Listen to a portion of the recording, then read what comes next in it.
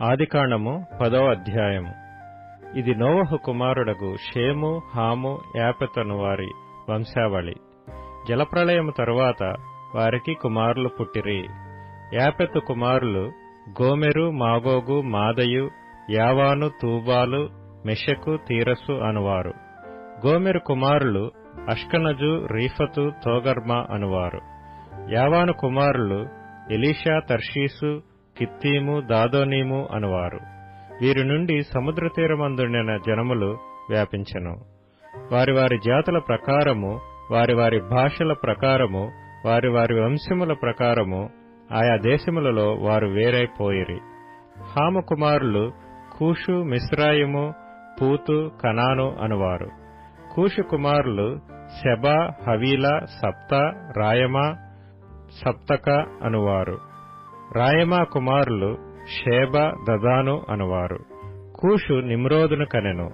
అతడు భూమి మీద పరాక్రమశాలి అయి యుండుటకు ఆరంభించెను. అతడు యెహోవా ఎదుట పరాక్రమము గల వేటగాడు. కాబట్టి యెహోవా ఎదుట పరాక్రమము గల వేటగాడైన నిమ్రోదు వలె అను లోకోక్తి కలదు. షీనారు దేశంలోని బాబెలు, ఎరెకు, అక్కదు, కల్నే అను పట్టణములు అతని రాజ్యమునకు మొదలు. ఆ దేశములో నుండి అష్షూరుకు బయలుదేరి వెళ్లి నినివేను, రహోబోతీరును, కాలహును, నినివేకును, కాలహుకును మధ్యనున్న రెషెసును కట్టించెను. ఇదే ఆ మహాపట్టణము. మిస్రాయిము, లూదీయులను, అనామీయులను, లెహబీయులను, నప్తుహీలను, పత్రుసీయులను, కస్లుహీయులను, కప్తోరీయులను కనెను. ఫిలిష్తీయులు కస్లుహీలలో నుండి వచ్చినవారు. కనాను తన ప్రథమ కుమారుడగు సీదోనును, హేతును, యెబూసీయులను, అమోరీయులను, గిర్గాషీయులను, హివ్వీయులను, అర్కీయులను, సినీయులను, అర్వాదీయులను, షమారీయులను, హమాతీయులను కనెను. తరువాత కనానీయుల వంశములు వ్యాపించెను. కనానీయుల సరిహద్దు సీదోను నుండి గెరారుకు వెళ్ళు మార్గములో గాజా వరకును, సొదొమ, గొమొర్రా, అద్మా, సెబోయిములకు వెళ్ళు మార్గములో లాషా వరకును ఉన్నది. వీరు తమ తమ వంశముల ప్రకారము, తమ తమ భాషల ప్రకారము, తమ తమ దేశములను బట్టియు జాతులను బట్టియు హాము కుమారులు. మరియు ఏబెరు యొక్క కుమారులందరికీ పితరుడును పెద్దవాడైన యాపెతు సహోదరుడునగు షేముకు కూడా సంతానం పుట్టెను.